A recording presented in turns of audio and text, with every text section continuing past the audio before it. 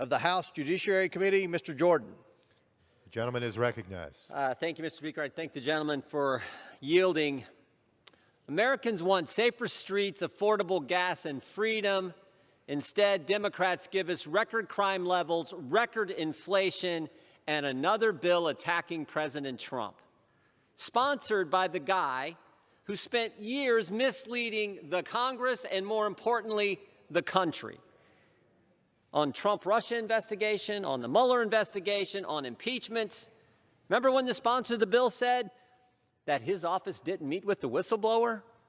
Found out that wasn't true. Remember when the sponsor of the bill told us that we would hear from the whistleblower during impeachment? We'd actually have real process instead of having hearings and depositions in the basement, in the bunker of the Capitol. Remember when the sponsor told us this? That there was more than circumstantial evidence that President Trump colluded with Russia? That turned out to be false. Bob Mueller said it was false. Everyone knew it was false. In fact, it was such baloney, even the Washington Post has had to retract and change things from stories because they said, oh, yeah, there was a lot of false information in that dossier that they used to go spy on President Trump's campaign. And I think this is important to understand. Sponsored this legislation wasn't just any member of Congress, Mr. Speaker. He wasn't just any chairman of a committee in Congress. He was the chairman of the Intelligence Committee, the committee that gets additional information from anyone else in the country making those claims that were not accurate.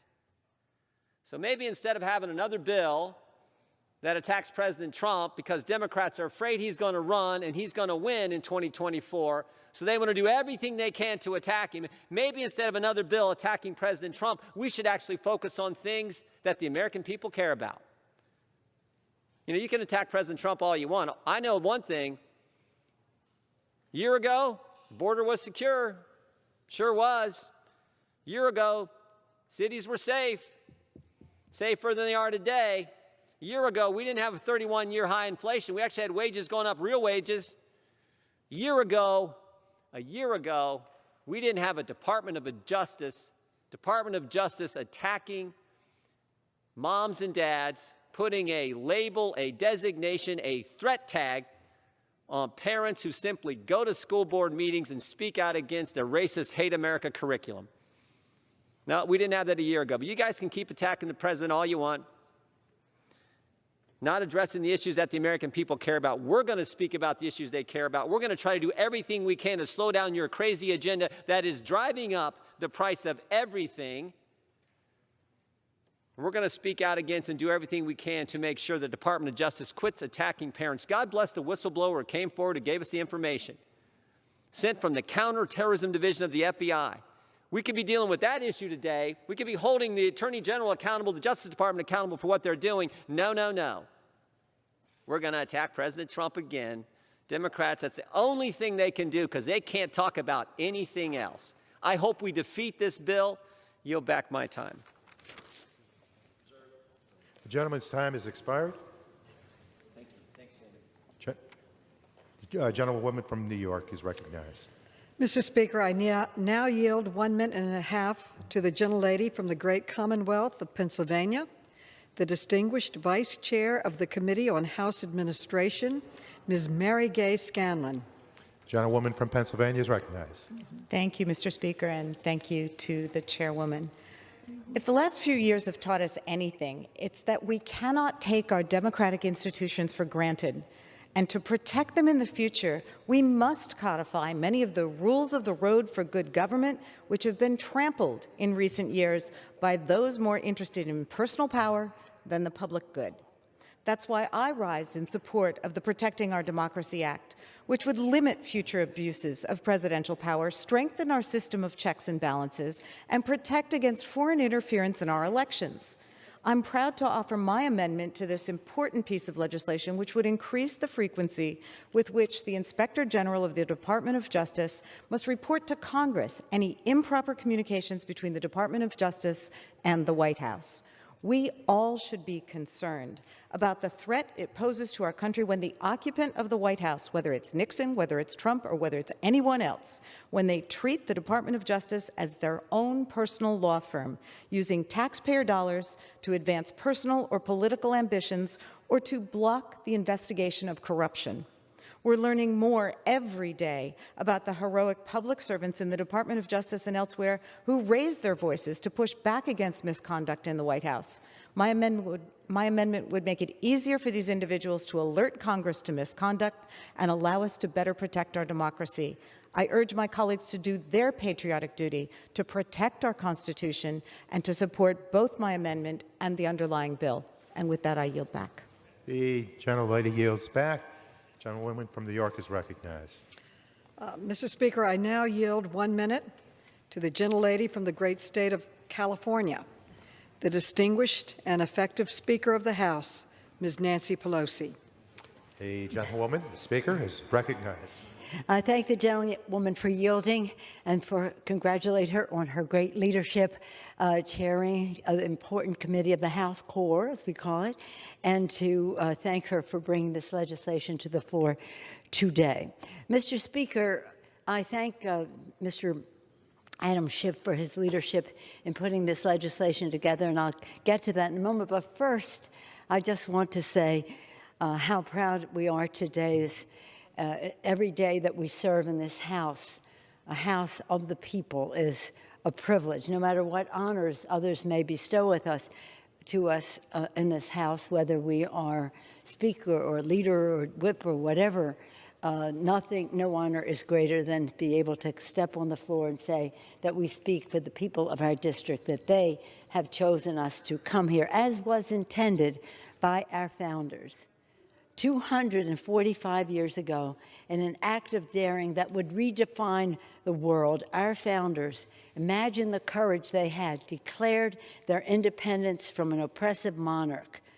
They said, "We hold these truths to be self-evident, that all men are created equal and that they're endowed by their Creator with certain unalienable rights. Among them are life, liberty, and the pursuit of happiness." The pursuit of happiness written into the founding document. And they continued, when any form of government becomes destructive of these ends, it is the people's duty to throw off such government, to provide new guards for their future security. They were speaking about England.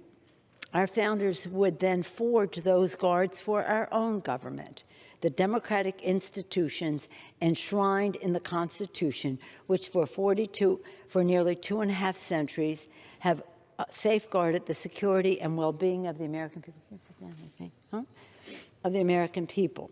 But disturbingly, the last administration saw our democracy in crisis with a rogue president who trampled over the guardrails protecting our republic. Now, Congress has the solemn responsibility and the opportunity to safeguard our democracy, ensuring that past abuses can never be perpetrated by any president of any party. The Protecting Our Democracy Act ensures the strength and survival of a democracy of, by, and for the people, defending the rule of law, revitalizing our system of checks and balances, and restoring our democratic institutions. Thank you to Chairman Adam Schiff, the chair, and the chairs of the committees of jurisdiction, Judiciary being one of those, Core another, and many co-sponsors for their leadership on this transformative package of democracy reforms, which will put in place essential safeguards to prevent any president from abusing the public trust, no matter what his or her party is. This legislative package is sweeping and future-focused, looking to the future, designed to restate the rule of law now and for generations to come. Our chairs have crafted a robust reforms package that can stand up to and prevent attempts to undermine our democracy, including the abuse of pardon power, abuse of office for personal enrichment, the solicitation of foreign assistance in our elections, retaliatory attacks on whistleblowers and inspectors general, politicization of the tools of justice, and contempt of Congress's oversight powers on behalf of the American people, including our lawful subpoena power and the power of the purse. These steps ensure that no one, not even a president, is above the law. During the Constitutional Convention, one of our founders, George Mason, asked, "Shall any man be above justice? Shall that man be above it who can commit the most extensive injustice?" In his great wisdom, George Mason knew that the injustice committed by the president erodes the rule of law, the very notion, the idea of fair justice, which is the bedrock of our democracy. And if we allow a president to be above the law, we so surely do to the peril of our republic.